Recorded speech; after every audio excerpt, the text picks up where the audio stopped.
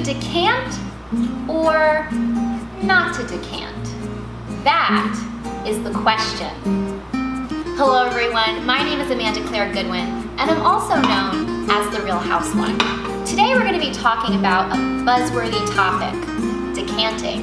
Whether you have one, whether you're thinking about getting one, or whether you're an active user of decanters. I have a whole guide set up of everything that you need to know about decanting, how to properly use one, and proper cleanup. Stay tuned and see how to decant.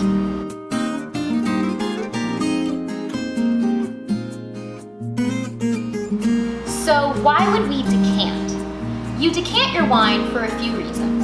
The first reason is to open up your wine and make your wine as enjoyable as possible.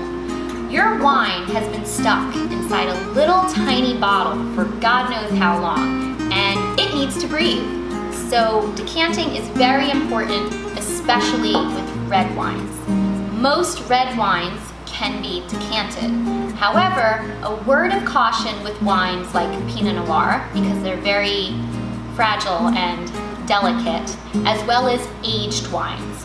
These wines, if they are over decanted, can start falling apart, and that wine that you've been saving for a long time will no longer be enjoyable.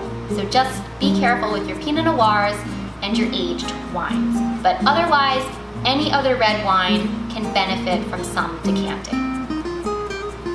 Another reason that you would decant wine is there's sediment in the bottle. Maybe it's a natural wine or a wine that doesn't use filtration, or it's just an older wine. They have sediment as well. So ideally, you have had the bottle standing upright for about a day, 24 hours more or less, and that way all the sediment has gone down to the bottom.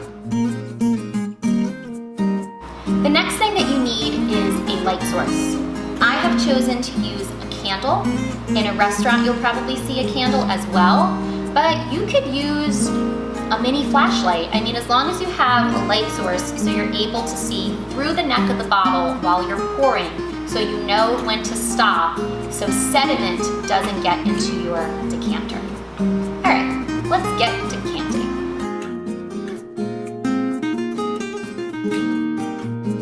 I'm going to be holding my decanter at about a 45-degree angle.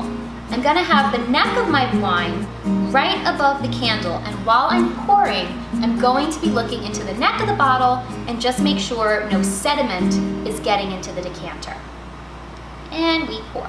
And you can do like a slow pour. If you do a fast pour, it's not really gonna benefit as much from the aeration. And yeah, you can just keep pouring, just keep pouring, just keep pouring, dun, dun, dun. So my wine is in the decanter, and I've chosen to decant a Nebbiolo. Nebbiolos can benefit for about an hour's worth of aeration, but I will check on my wine in about 15 minutes, half an hour, 45 minutes, and just to see how it's coming along and see if it's where I like my wine and it's moving along nicely. You don't want to over decant wines, that is possible.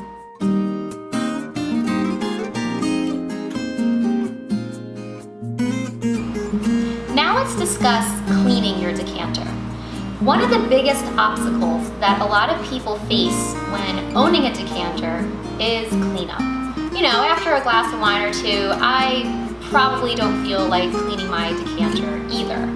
But I have gone shopping at Bed Bath & Beyond, and I found all sorts of potential cleaning products out there for your decanter. And what I have found works the best are these long, skinny brushes.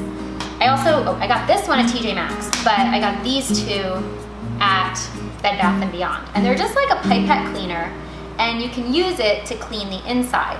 You can also use it to dry your decanter, because that's like another big issue. So what I do is I take a paper towel and I put it around the little pipette, and I have yet to lose a paper towel inside of the decanter. And I just stick it through the neck of the bottle, and I just kind of swirl it around inside the decanter. It dries it very well because you're using the paper towel, and there's no risk of any mold growing, any funky little, particles of the, sediment left over.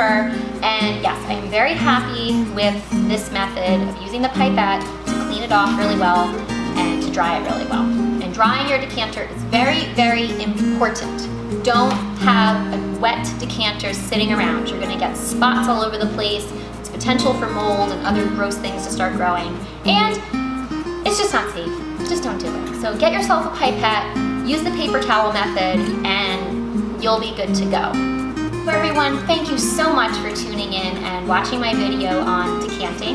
I hope that you either learned something new or might become a decanter user. I think that it is the best way to get the most bang for your buck with any red wine that you purchase. And yeah, let's be decanter users.